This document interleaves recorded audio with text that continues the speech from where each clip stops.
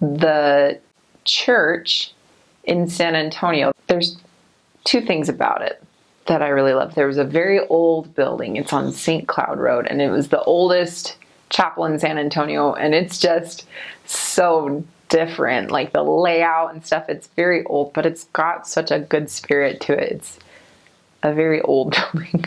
And then we actually had a temple in our mission. We were fortunate enough. There is a San Antonio temple, and we loved going to it. It was very small. It's a very small temple, but it's one of my favorites. And there's stained glass. So when you go into certain rooms in the temple, you can sit and see the stained glass. And when the sun, if you're there in the evening, the sun will hit the stained glass, and it's these trees on the glass that they have like little sparkles in them. And when the sun hits it just right, I remember on my last evening in the mission field, our mission president took us to the temple, and we were there in the evening, which was the first time I'd ever been there in the evening, and the sun just lit up the entire room, and it was like you were in heaven. It's one of my favorite temples, even though it's one of the smallest ones, just because of that stained glass. It definitely depends on what area you're in. Usually anything Spanish was a branch. There was one Spanish ward, I believe, but other than that, they were all branches. There is a district instead of a stake, and it's the Eagle Pass district. It's down on the border.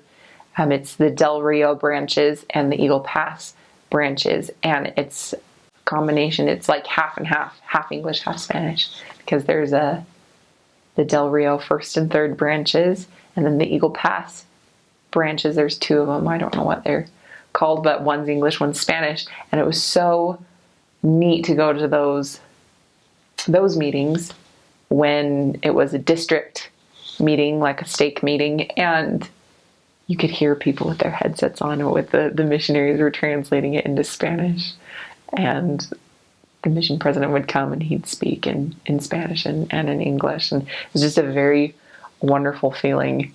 The church is not incredibly established down on the border, but I'd say everywhere else it is. The wards are fairly large. The lists would go on and on and on of people's names, and there was always work to be done. People were always coming. I've heard of missions where you don't baptize very much. I've heard of missions where you baptize every weekend. We were a very successful mission in that we were consistently baptizing.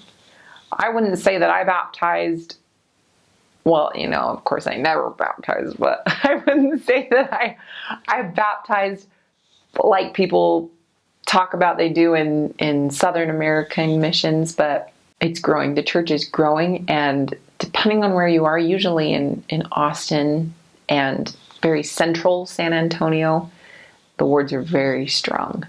I joked that my first ward was my Utah ward because it was very much like a Utah ward.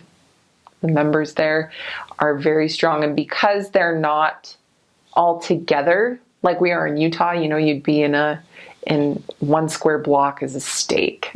That's my stake back home, is one square block, and we all are just on top of each other. The stakes are miles and miles wide, and even the wards are fairly large. But the people are so bonded because they're not all they have. They have neighbors, they have friends outside of the church, but as far as the church goes, they're such a close-knit family. There's such a love and a bond between those members because a lot of them have moved to Texas. They're far away from their families, so their ward truly does become their families, and they are some of the closest people that I ever met. I love the association down there. There were definitely always misconceptions. I think it was probably, I could count on one hand the number of times that people had no clue who Mormons were, which was very shocking to me. We'd say, you're missionaries from the Church of Jesus Christ of Latter-day Saints. And they'd be like, who? We're like, Mormons, thinking they would understand that better. And they'd be like, sorry, I've never heard of you. And that was always very surprising to me. But generally, most of the time, people knew who we were. oh, you're the Mormons. They'd see the name tag and they'd go, oh, yeah, it's the Mormons. They'd see us or they'd ask us, or most people knew somebody, had a friend, had a family member, a friend of a friend who was a member of the church. And we, rarely were hated. Everyone was very polite to us, or even if they didn't like us. I remember one man was very strongly opinionated about the LDS, and but he was still super nice to us. It was really weird. He told us we were heretics, but all with a smile. And but there were often misconceptions, especially I think being a sister missionary, people confused us a lot of the time with nuns. They thought we were some type of Mormon nun. They were very interested in, what do you do? Is this like lifelong?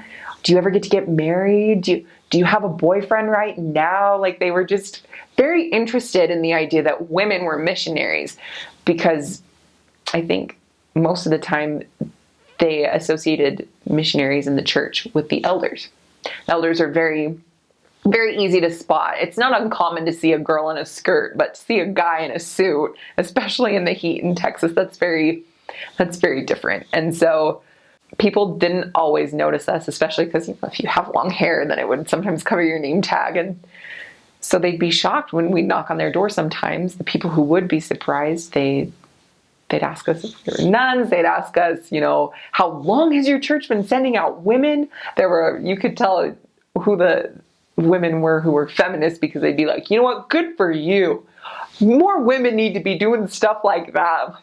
Yeah, you're probably right, but it was just very interesting to see people's reactions. But again, everyone was very nice, even if they did still think we practiced polygamy or something odd like that. They were generally always very nice, and most of the time curious, especially about being a girl.